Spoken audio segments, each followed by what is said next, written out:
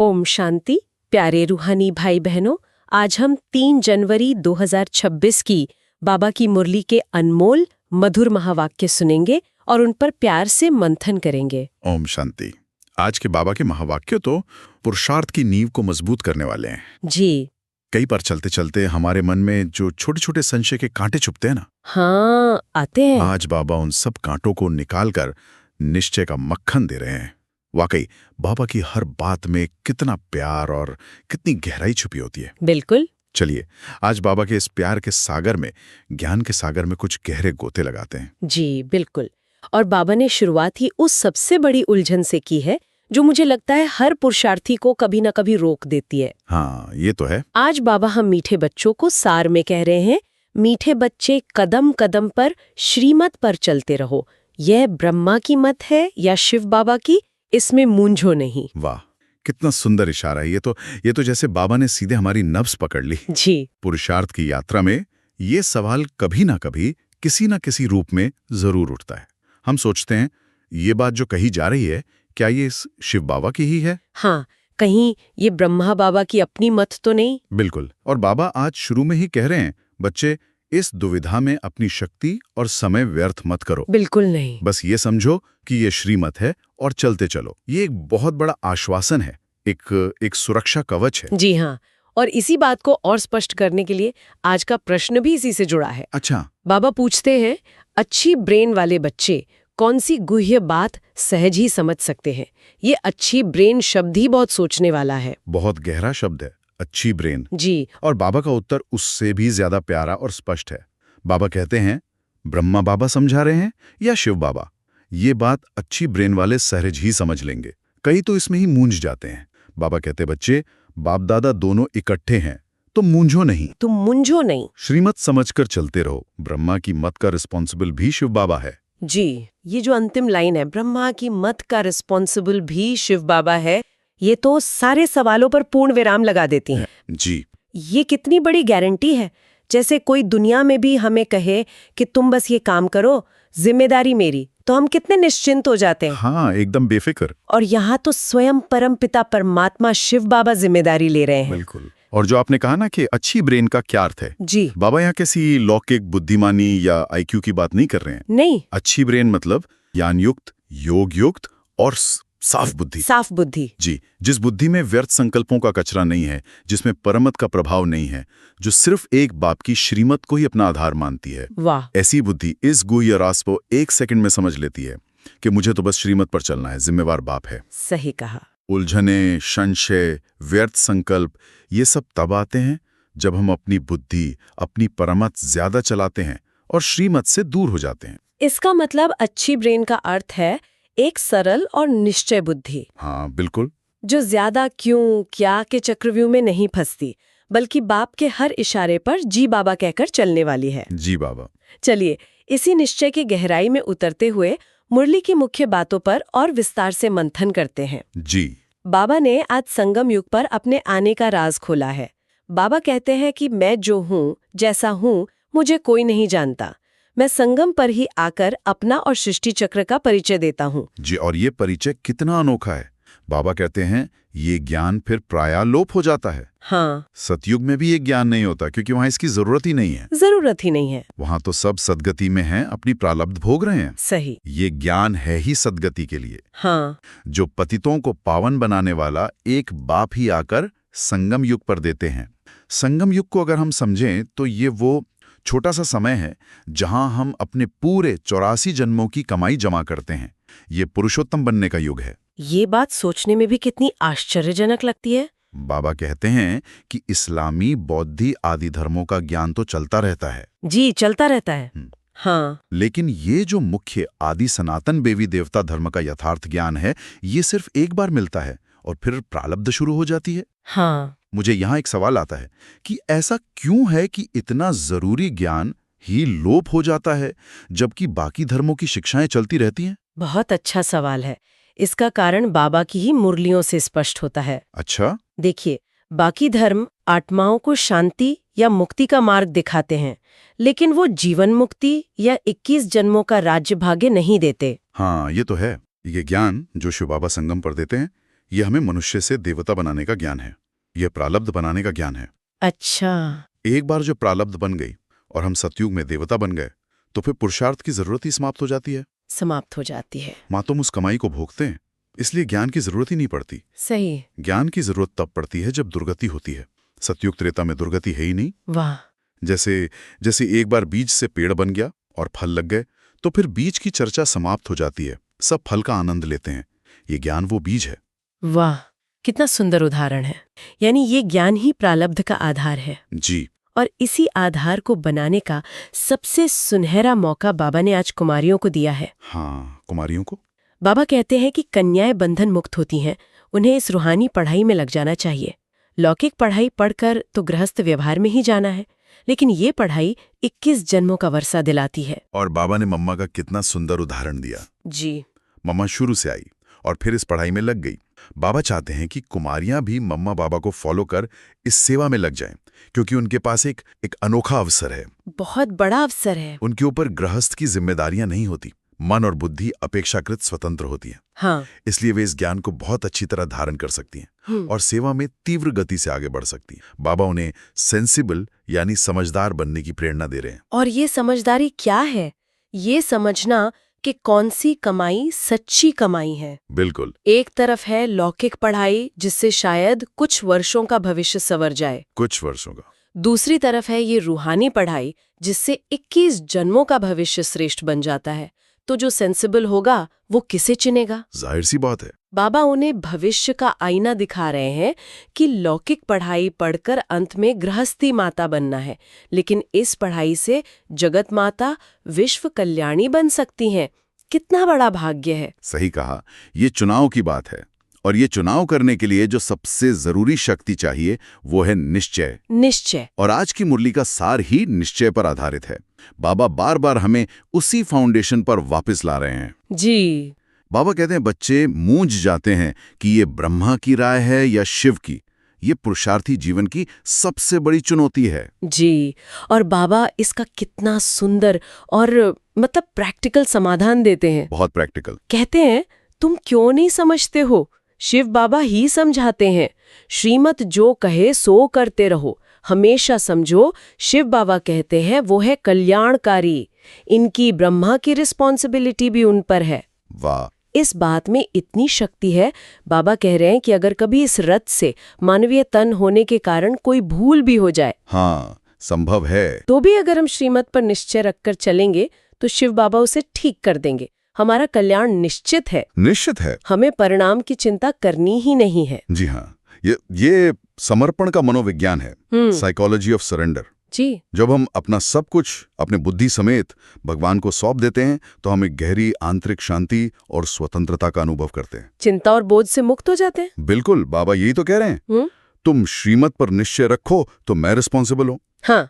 तुम निश्चय ही नहीं रखते हो तो फिर मैं भी रिस्पॉन्सिबल नहीं। बिल्कुल स्पष्ट। ये संबंध दो तरफा है। जैसे एक छोटा बच्चा अपने पिता का हाथ कसकर पकड़कर चलता है तो पिता जिम्मेवार है उसे सही रास्ते पर ले जाने के लिए। जी। लेकिन अगर बच्चा बार बार हाथ छुड़ाए, शक करे, अपनी मर्जी से इधर उधर भागे तो फिर पिता भी क्या कर सकता है? बहुत ही सटीक उदाहरण है। और इस निश्चय को दृढ़ करने के लिए बाबा हमें सबसे सहज युक्ति भी बताते हैं। याद। बाबा कहते हैं अल्फ और बे, बाकी है डिटेल। अल्फ यानी एक बाप, बे यानी बादशाहत, वर्षा। बस बाबा कहते हैं बस इन दो बातों को याद रखो, बाकी सब ज्ञान का विस्तार है। अगर हम हर कर्म में ये याद रखें कि मैं शिव बाबा के लिए कर रहा हूं, तो ये निश्चय का हाथ कभी छूटेगा ही नहीं। जी हाँ, बाबा इसे और भी सहज करते हैं। कहते हैं अगर तुम ये भी निश्चय रखो कि ब्रह्मा कुछ नहीं जानते, शिव बाबा ही सब कुछ सुनाते हैं, हाँ, तो भी बहुत अच्छा है। मुख्य लक्ष्य है शिव बाबा की अविनाशी निराकार सत्ता पर बुद्धि को टिकाना। जी। जब बुद्धि वहां टिक जाती है तो हर कर्म यज्ञ बन जाता है। हर कर्म। जैसे आपने पहले कहा था, मैं ये बर्तन नहीं मांज रहा, मैं शिव बाबा के यज्ञ के बर्तन स्वच्छ कर रहा हूँ। वाह। मैं ये झाड़ू नहीं लगा रहा, मैं बाबा के घर को, मधुबन को स्वच्छ कर रहा हूँ। जी। इस एक स्मृति से कर्म भी योग बन जाता है, बोझ हल्का हो जाता है और निश्चय चट्टान जैसा मजबूत होता है। बिल्कुल। और जब ये निश्चय पक्का होता है तो हमें अपना असली स्वरूप भी याद आता है।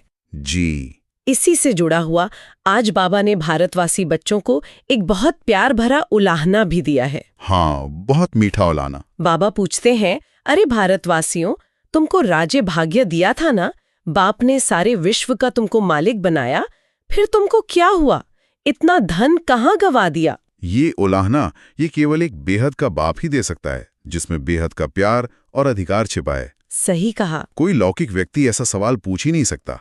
हाँ। सोचते हैं तो भी कितना आश्चर्य लगता है। बाबा कहते हैं बाप ने कौड़ी से हीरे जैसा बनाया, इतना राज्य दिया, फिर पैसा कहाँ गया? कहाँ गया? और इसका जवाब भी हम बच्चे ही अब जानते हैं कि 84 जन्मों की यात्रा में देह अभिमान में आने के कारण, विकारों के वश होने के कारण कलाएं कम होते होते हम इतने कंगाल बन गए। सतयुग में जो सतो प्रधान थे वो कलयुग अंत में तमो प्रधान बन गए।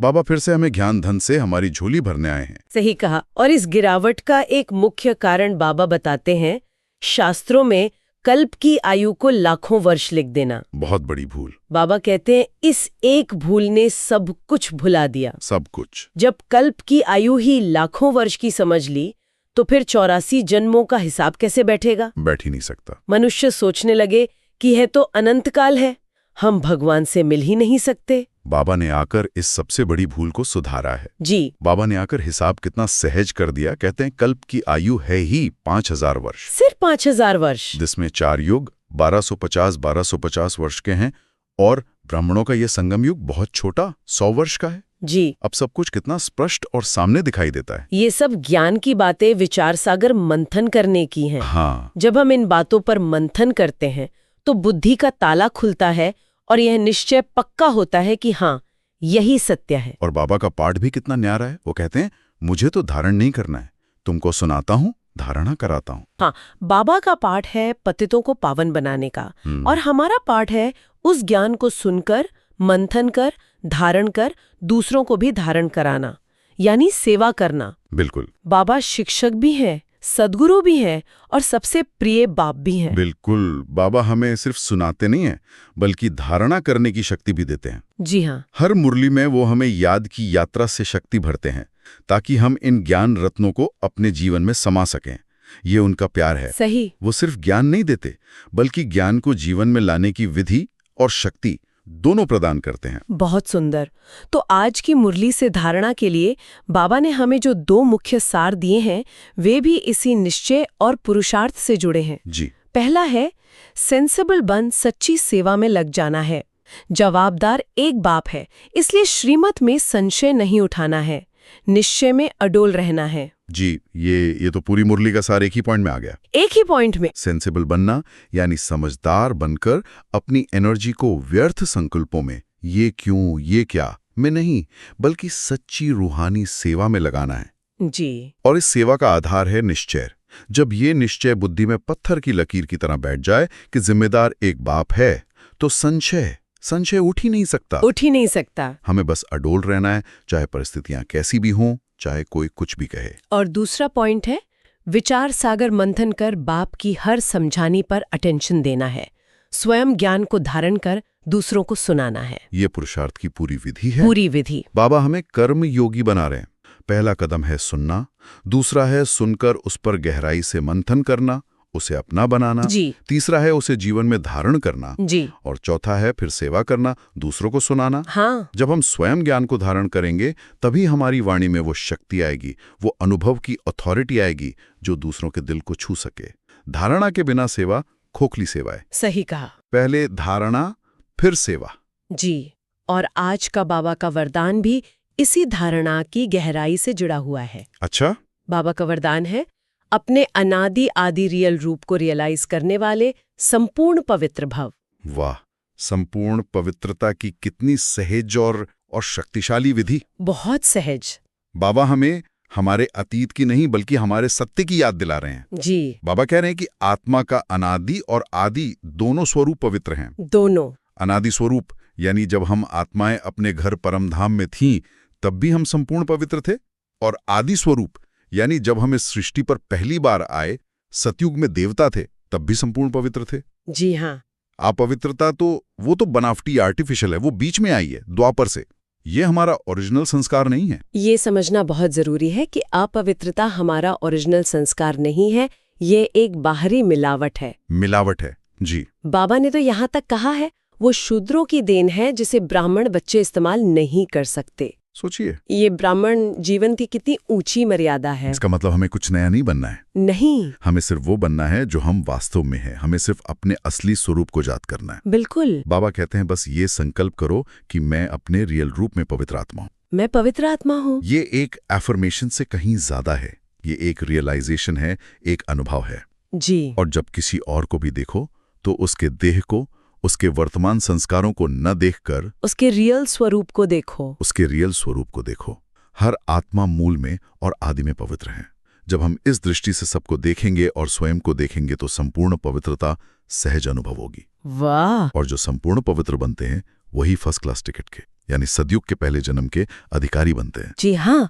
और आज का स्लोगन भी इसी वरदान को जैसे शक्ति दे रहा है, उसे और मजबूत कर रहा है। अच्छा, क्या है स्लोगन? स्लोगन है, परमात्मा दुआओं से अपनी झोली भरपूर करो तो माया समीप नहीं आ सकती। वाह, बहुत सुंदर कनेक्शन है इन दोनों में। जी। जब हम वरदान के अनुसार अपने रियल पवित्र स्वरूप में स्थित होते हैं तो हम बाबा की श्रीमत पर 100% चल रहे होते हैं। जी हाँ। और जो बच्चे बाप की आज्ञा पर चलते हैं, उनके दिल के समीप होते हैं, उन्हें स्वतः ही परमात्मा की दुआएं मिलती हैं। अपने आप। दुआएं कोई मांगी नहीं जाती, वो दिल से निकलती हैं।